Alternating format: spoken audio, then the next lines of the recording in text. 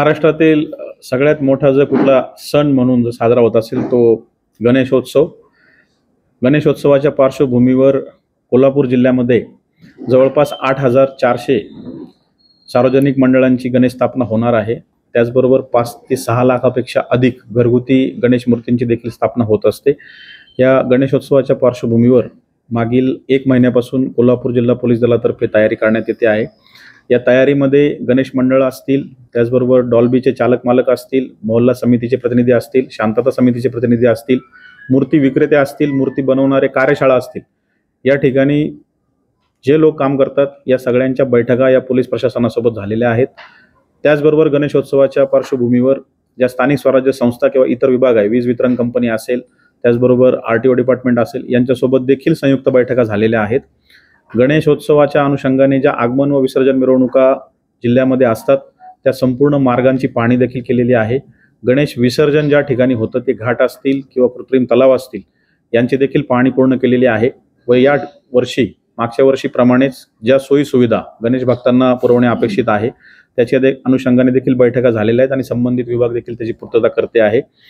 गणेशोत्सवाच्या पार्श्वभूमीवर कोल्हापूर जिल्हा पोलीस दलातर्फे बैठकांच्या व्यतिरिक्त सर्व पोलीस स्टेशन आदीमध्ये रूट मार्च असतील, त्याचबरोबर दंगा काबू योजनेचे प्रात्यक्षिक असतील, हे देखील पूर्ण करण्यात आलेले आहेत. त्याचबरोबर दंगा काबू करण्यासाठी जी साधन सामुग्री पोलीस दलाकडे उपलब्ध असते त्याचा देखील आढावा पोलीस दलातर्फे घेण्यात आलेला आहे व सदर साधन सामुग्री सुस्थितीत आहे याची देखील खात्री पोलीस विभागाने केलेली आहे. या गणेशोत्सवाच्या पार्श्वभूमीवर जे काही समाजकंटक असतात किंवा समाजामध्ये तेढ निर्माण करणारे व्यक्ती असतात असे जवळपास 1,144 व्यक्ती आयडेंटिफाय करून त्यांच्यावर देखील प्रतिबंधक कारवाई पोलीस दलातर्फे पूर्ण करण्यात आलेली आहे.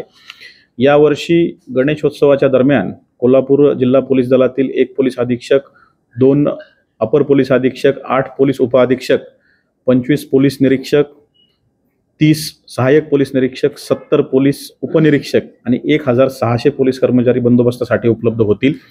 त्याचबरोबर आमच्या वरिष्ठ कार्यालयाने 20 प्रशिक्षणार्थी पोलीस उपनिरीक्षक, 1,500 होमगार्ड, 50 हायवे पोलीसचे कर्मचारी आणि त्याचबरोबर SRPFची 1 कंपनी अशी बंदोबस्तासाठी अतिरिक्त कुमक दिलेली आहे.